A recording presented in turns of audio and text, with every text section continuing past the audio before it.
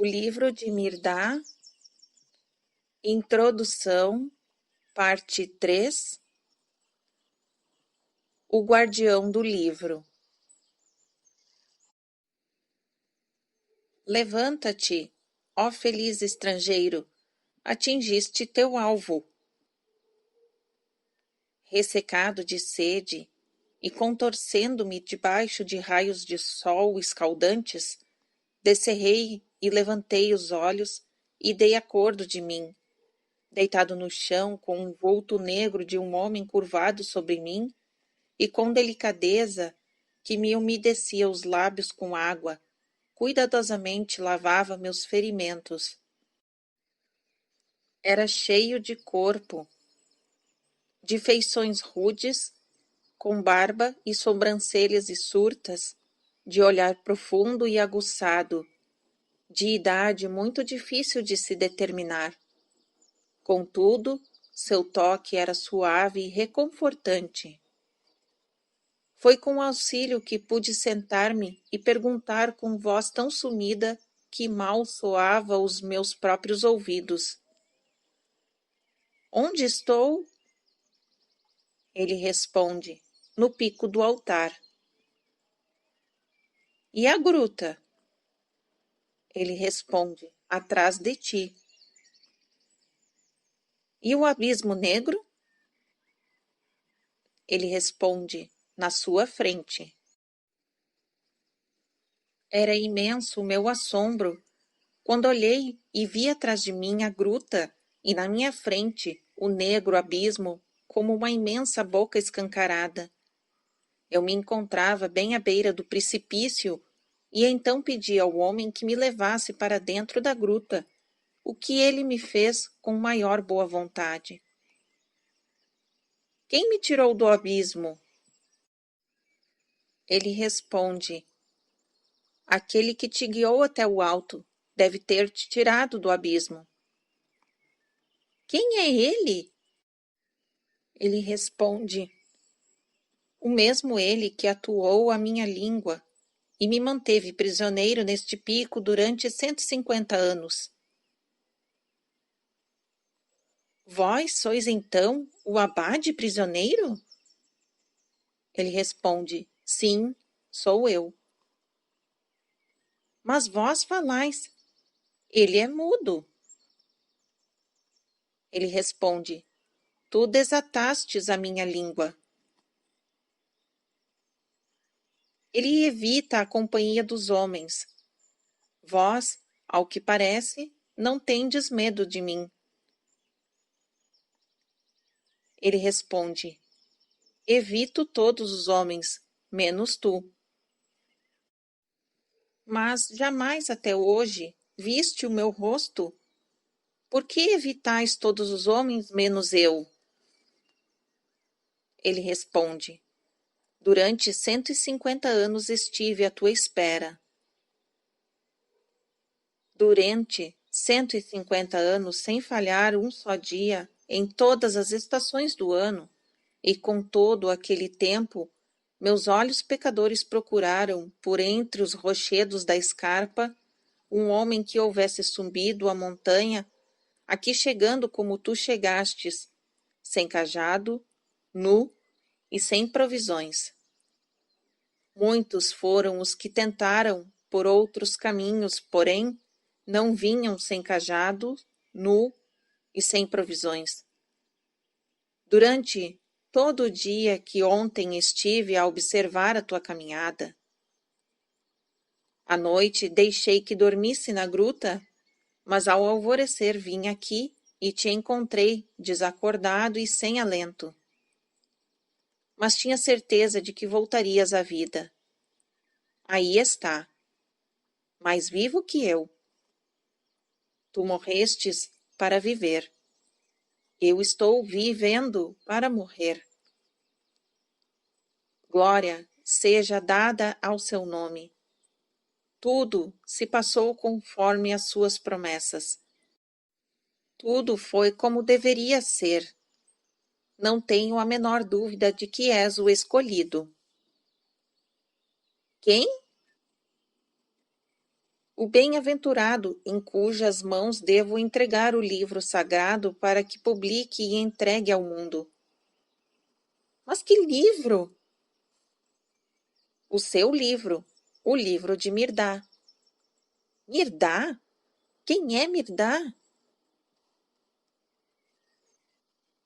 Será possível que não tenhais ouvido falar em Mirdá?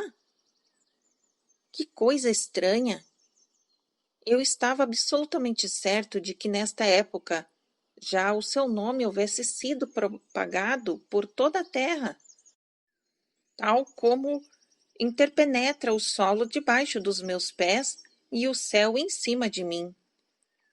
Este solo é sagrado, é estrangeiro, seus pés o pisaram. Sagrado é este ar que nos envolve, seus pulmões o respiraram. Sagrado é este céu que nos cobre, e seus olhos os perscrutaram. E assim dizendo, o monge curvou-se reverentemente, beijou 3 vezes o solo e calou-se. Depois de uma pausa, eu disse: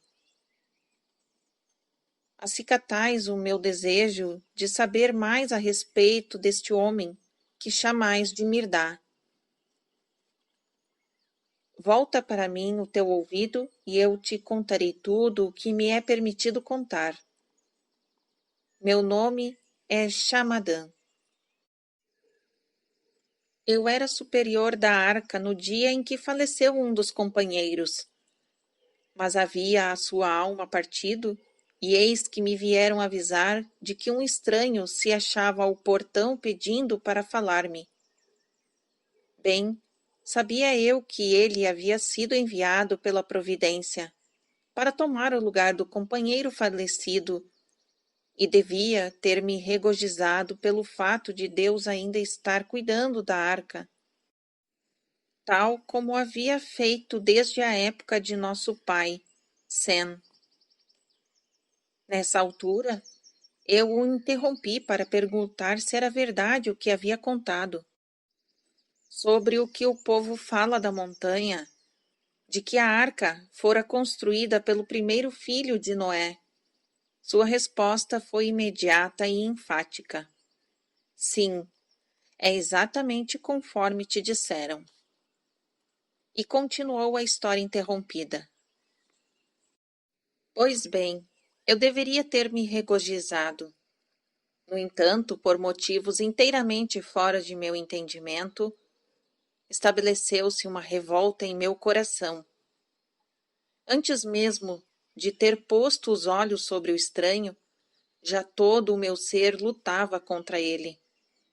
E resolvi recusá-lo, embora no meu íntimo estivesse certo de que o fazendo quebrava as invioláveis tradições do mosteiro e concomitantemente rejeitava aquele que o havia enviado.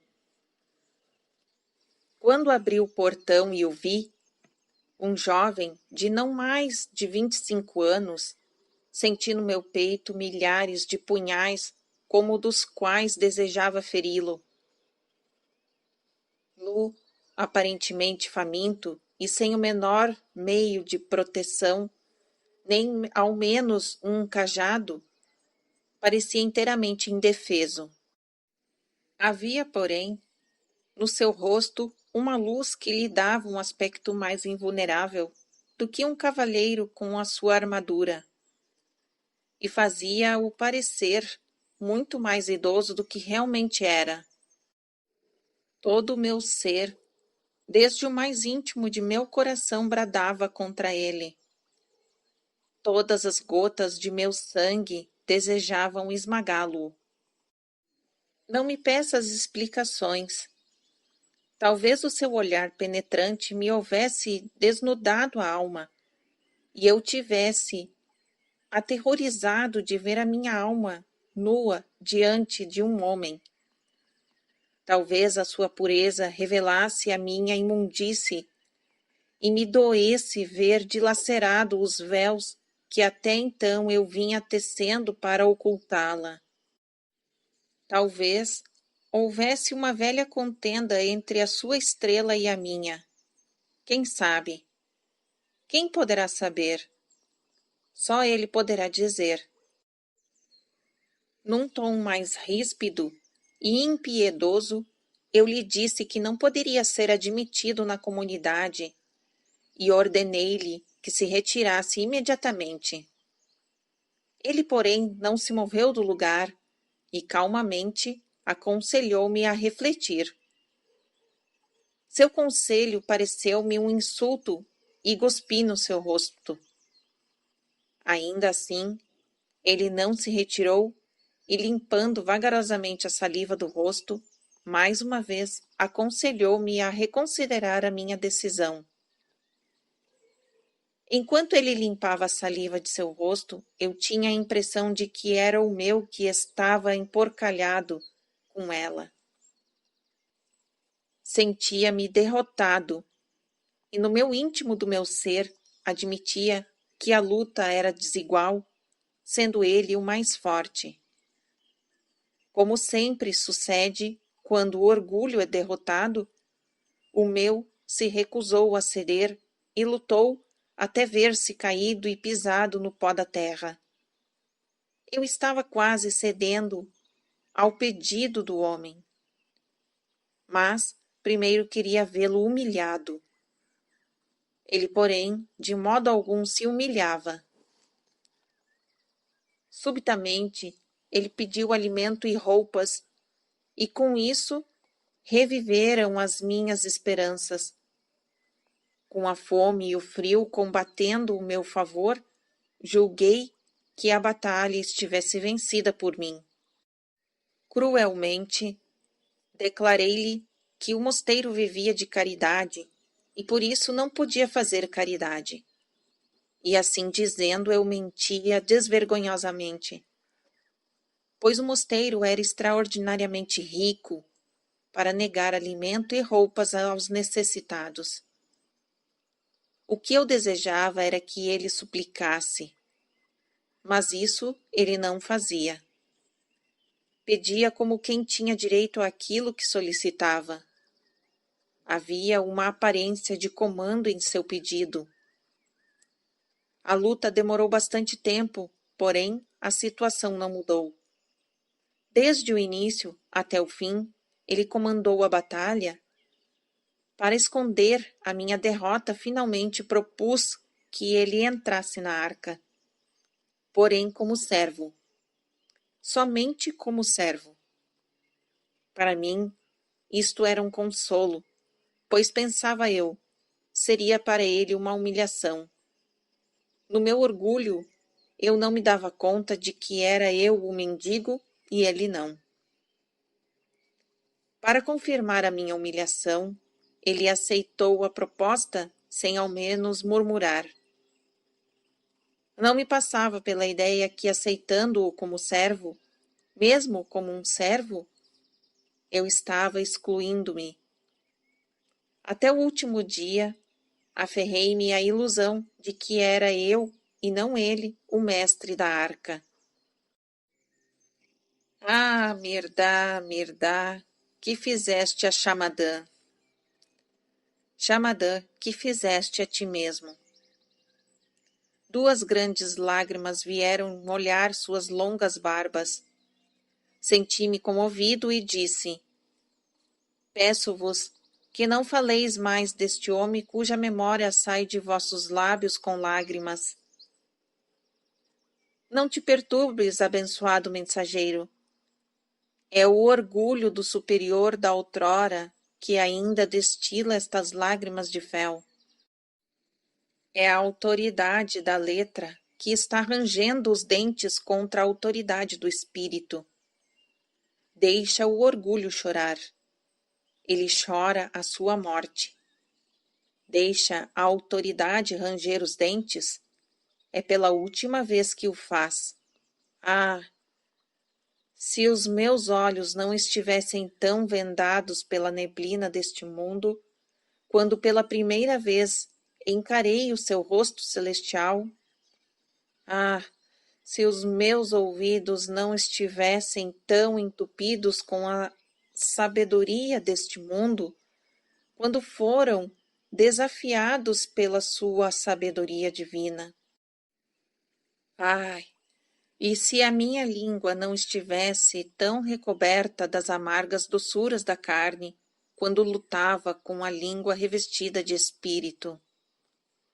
Tenho já colhido muito, e mais ainda terei de colher do joio da minha ilusão. Durante 7 anos, ele foi um humilde servo entre nós, dócil, ativo, incapaz de ofender, inobstrutivo, pronto a executar o menor pedido de qualquer dos companheiros. Movia-se suavemente, como se estivesse deslizando no ar. Nenhuma só palavra lhe saía dos lábios.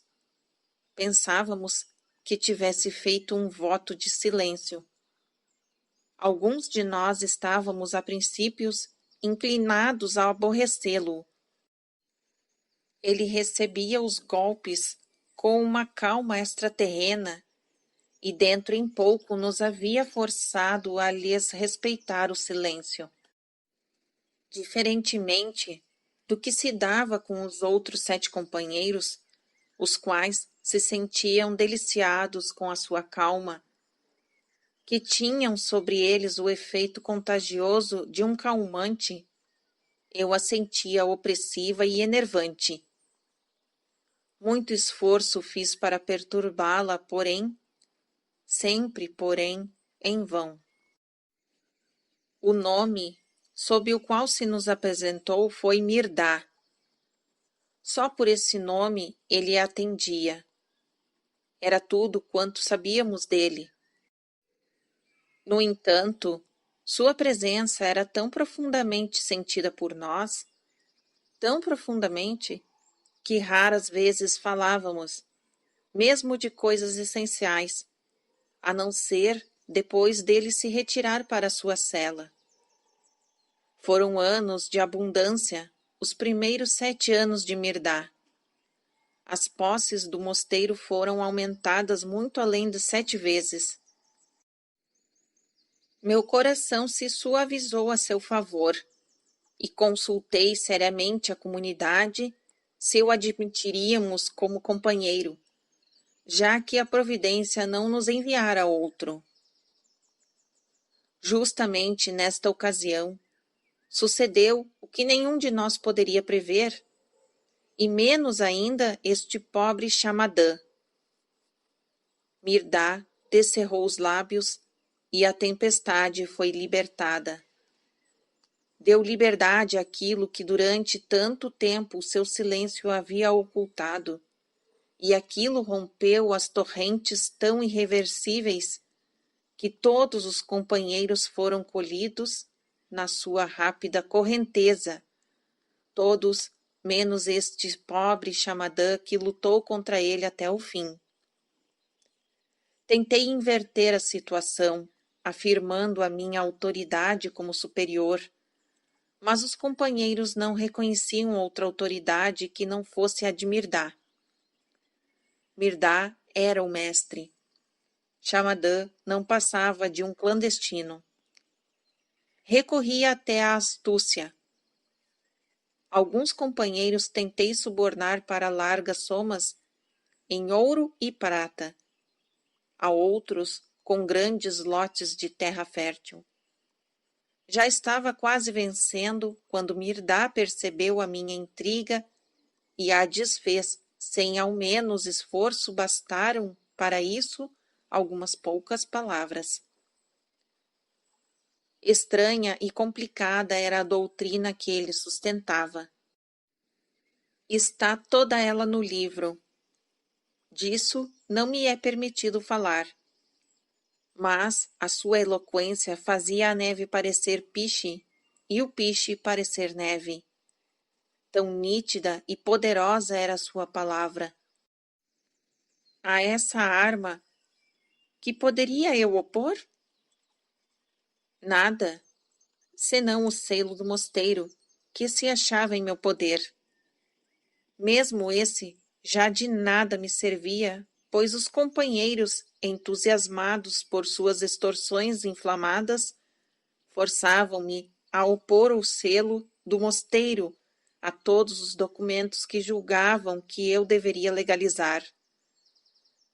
Pouco a pouco eles doaram todas as terras do mosteiro que a este haviam sido doadas pelos fiéis durante muitos anos e muitos anos. Depois, Mirdá começou a enviá-los para fora do mosteiro em missões, carregados de presentes para os pobres e necessitados da vila que cercavam este monte. No último dia da arca, que era uma das duas comemorações anuais do mosteiro, sendo a outra o dia da videira, Mirdá encerrou as suas loucuras, ordenando a seus companheiros que arrecadassem tudo o que pertencia ao mosteiro e distribuíssem ao povo que se havia reunido lá fora. Tudo isso eu vi com os meus olhos pecadores e está registrado em meu coração que quase rebenteou de ódio a Mirdá. Se o ódio somente pudesse matar aquele que eu abrigava em meu coração, teria assassinado 1 milheiro de Mirdades. Mas o seu amor era mais forte do que o meu ódio. E mais uma vez a luta era desigual. Mais uma vez o meu orgulho não cederia enquanto não se visse derrubado e pisoteado no pó da terra. Ele me esmagava sem me atacar. Eu o atacava com isso, esmagava-me a mim mesmo. Quantas vezes tentou, com a sua amorosa paciência, remover a trave que me impedia de ver. Quantas vezes eu procurei outras mais fortes e mais opacas para pô-las diante dos meus próprios olhos. Quanto mais amor ele demonstrava por mim, mais eu lhe retribuía com ódio a cada vez mais forte. Éramos 2 soldados no campo de batalha, Mirdá e eu. Mas ele, sozinho, era uma legião. Eu lutava desacompanhado. Tivesse eu o apoio dos outros companheiros, e ao fim seria o vencedor. Ele teria devorado o coração.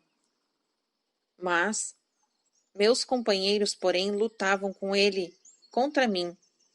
Traidores, Mirdá, Mirdá, tu te vingastes. Mais lágrimas desta vez, acompanhadas de soluços e uma longa pausa, após a qual o superior, de novo, curvou-se 3 vezes e beijou o solo, dizendo: Mirdá, meu conquistador, meu senhor, minha esperança, meu castigo e minha recompensa, perdoa a amargura de Xamadã.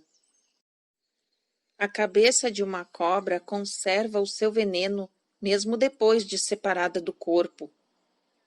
Mas felizmente já não pode morder. Xamadã já não tem presas agudas nem veneno. Sustenta-o como o teu amor até o dia em que possa o mel destilar de sua boca, até como destilava da tua. Foi isto que tu prometestes. Hoje o libertaste de sua primeira prisão. Não o deixeis penar por muito tempo na segunda. Como se tivesse lido a minha mente, a pergunta de quais eram as prisões a que se referia, o superior, a suspirar, explicou, numa voz tão melodiosa e mudada, porém, que se poderia jurar ser outra pessoa. Nesse dia, ele nos chamou a todos para dentro desta gruta, onde frequentemente dava lições aos 7. O sol estava a se pôr. O vento de leste havia trazido uma neblina cerrada que enchia as gargantas de pedra da montanha.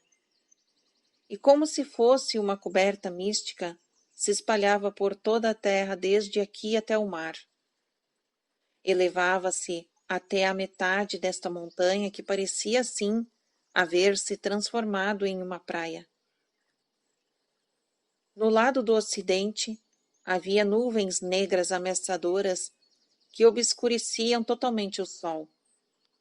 O mestre, comovido, porém, denominando sua emoção, abraçou a cada um dos 7 por sua vez, dizendo ao abraçar o último: Muitos anos vivestes vós nestas alturas. Hoje tereis de descer ao abismo. Se não subirdes descendo, e não chegardes ao vale pelo ápice, as alturas vos porão tontos, e a profundidade vos porão cegos. Depois, voltando-se para mim, olhou-me terna e longamente nos olhos e disse-me: Quanto a ti, Chamadã, tua hora ainda não é chegada. Terás que esperar a minha volta a este pico. E enquanto me esperas, serás o guardião do meu livro, o qual está encerrado num cofre de ferro, debaixo do altar. Cuida que ninguém lhe ponhas as mãos, nem mesmo as tuas mãos devem nele tocar.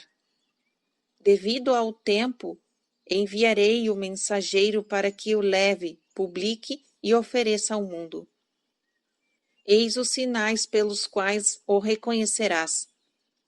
Subirás a este cume pela escarpa rochosa. Iniciará sua viagem completamente vestido, levando consigo um bastão e 7 pães. Mas o encontrarás em frente desta gruta, sem cajado, sem provisões, nu, desmaiado e sem alento. Até que ele chegue, a tua língua e os teus lábios serão selados, e evitarás a companhia das pessoas. Só quando ouvires, será libertado da sua prisão do silêncio. Depois, de lhe haveres entregue o livro, serás transformado em pedra, pedra esta que estará guardando a entrada desta gruta até que eu volte. Dessa prisão, só eu poderei te libertar. Se julgares curta, mais curta ela se tornará. Crê e tem paciência. Dito o que, também a mim abraçou. E depois, voltando-se para os 7, fez um sinal com a mão e disse: Companheiros, segui-me. Marchou adiante deles pela escarpa, com sua nobre cabeça erguida, seu olhar penetrando a distância, seus santos pés mal tocando o solo. Quando chegaram à orla da neblina, o sol surgiu na extremidade inferior da nuvem negra que se sobrepunha ao mar, formando uma passagem abobadada no céu, iluminada por uma luz por mais de maravilhosa, para ser descrita por palavras humanas, excessivamente refulgente para os olhos humanos. E pareceu-me que o mestre e os 7 haviam sido desligados da montanha e que caminhavam pela neblina, pela estrada abobadada para dentro do sol. E como me doía ser deixado só, oh, tão só! Como alguém que estivesse exausto pelos pesados trabalhos de um longo dia. Chamadã subitamente relaxou os músculos e silenciou, deixando cair a cabeça e fechando os olhos. O peito arfava descompassadamente, enquanto eu meditava, procurando palavras consoladoras. Ele levantou a cabeça e disse: Tu és o favorito da fortuna. Perdoa a um homem infeliz. Falei muito, talvez demais. Nem poderia ser de outro modo. Poderia alguém cuja língua tivesse estado presa durante 150 anos romper o silêncio simplesmente com um sim ou um não? Pode um chamadã ser um mirdá? Permitis que eu vos faça uma pergunta, irmão Chamadã? Quanta bondade tua em me chamares de irmão. Ninguém me deu este tratamento desde que morreu meu único irmão. Faz isso muitos e muitos anos. Qual é a pergunta? Uma vez que Mirdá é tão grande mestre, é de se admirar que até hoje o mundo não tenha ouvido falar nele e nos seus 7 companheiros. Como pode ser assim? Talvez esteja esperando chegar o seu tempo. Talvez ensine sob outro nome. De uma coisa estou certo: Mirdá mudará o mundo, assim como mudou a arca. Ele deve ter falecido há muito tempo. Mirdá não. Ele é mais poderoso do que a morte. Quereis dizer que ele destruirá o mundo, assim como destruiu a arca? Não, 1000 vezes não. Ele libertará o mundo, assim como libertou a nossa arca. E então acenderá a luz eterna que os homens como eu têm ocultado sob muitos aliqueires de ilusões e agora se queixam das trevas em que se encontram. Ele reconstituirá nos homens aquilo que os próprios homens destruíram. O livro em breve estará em tuas mãos. Lendo-o, tu verás a luz. Não posso me demorar mais. Espera aqui até que eu volte. Não devas vir comigo. Levantou-se e foi, deixando-me bastante perplexo e impaciente. Também eu me levantei, porém, não fui além da orla do abismo. As magníficas linhas e cores de cena que se desenrolavam diante dos meus olhos, de tal modo me invadiram a alma que por um momento me senti dissolvido e aspergido em imperceptíveis gotículas sobre tudo aquilo e dentro daquilo tudo. Sobre o mar, lá distante, calmo e cercado de uma leve névoa cor de pérola. Sobre as colinas, estas curvadas, aquelas eretas, todas, porém, erguendo-se em rápida sucessão, desde a praia em direção ao topo dos áridos penhascos, sobre as pacíficas aldeias situadas nas colinas, emolduradas pelo verde da terra, sobre os vales verdejantes ao pé das colinas, apagando a sua sede no coração líquido que descia das montanhas, e salpicado de homens que cultivavam a terra e animais que pastavam, dentro das gargantas e ravinas dos montes, cicatrizes vivas da luta destes montes com o tempo, na brisa suave, no azul do céu e na terra acinzentada lá embaixo. Somente quando o olhar descansou de sua viagem pousando sobre a escarpa, voltei a lembrar-me do monge e da envergonhada narrativa a seu respeito e admirai o livro. E fiquei maravilhado a pensar na mão poderosa e invisível que me havia posto em busca de uma coisa para me dirigir a outra. E a abençoei em meu coração. Dentro, em pouco, o monge voltava, entregando-me um pequeno pacote envolvido em um tecido de linho, amarelado pelo tempo, e me disse: minha missão é doravante a tua missão. Sê-lhe fiel. Chegou a segunda etapa de minha história. As portas de minha prisão começaram a abrir-se para receber-me. Logo se fecharão sobre mim. Quanto tempo permanecerão fechadas, só Mirdá poderá dizer. Logo, Chamadã será esquecido por todas as memórias. Como é doloroso! Oh, como é doloroso ser esquecido! Mas por que digo isso? Nada jamais se apaga da memória de Mirdá. Aquele que vive na memória de Mirdá vive para sempre.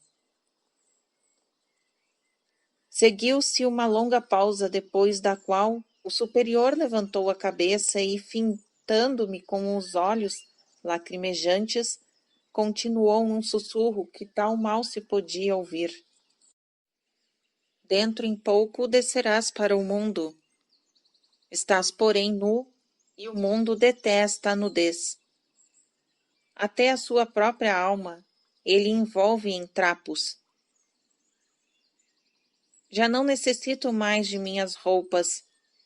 Entrarei na gruta e as despirei a fim de que possas com elas cobrir a tua nudez, muito embora as roupas de Xamadã não se ajustem senão a Xamadã.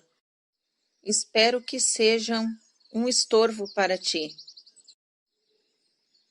Não fiz comentário algum sobre aquela proposta, aceitando-a em alegre silêncio.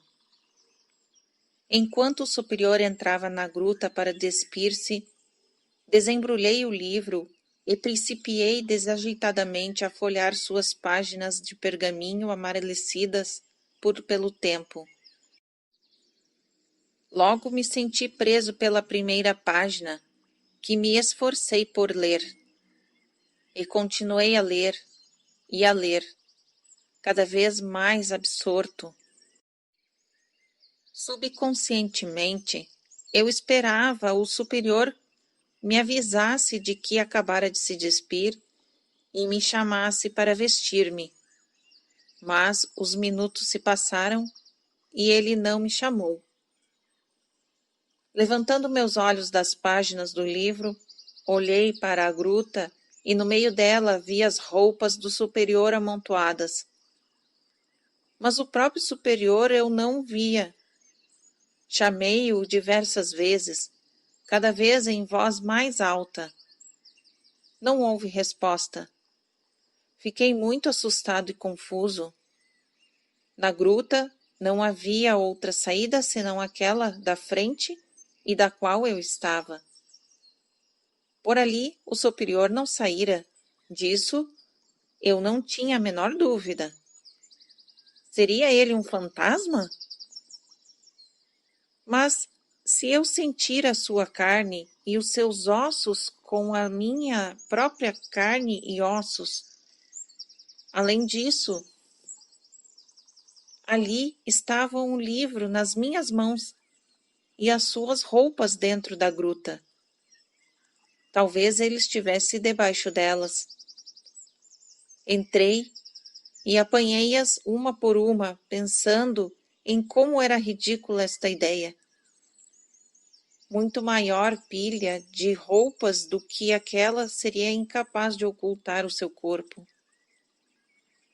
Teria ele, de algum modo, conseguido sair da gruta e caído no abismo negro? Tão logo, esta ideia brilhou no meu cérebro. Saí apressadamente da gruta e mal tinha dado alguns passos, me vi frente a frente com uma grande rocha posta exatamente à beira do abismo. Aquela pedra, havia pouco tempo, não estava ali.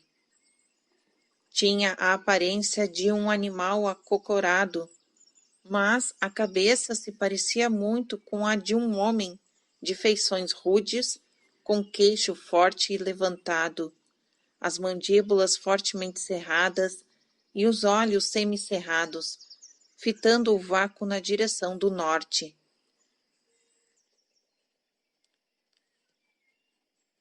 Fim da introdução, parte 3.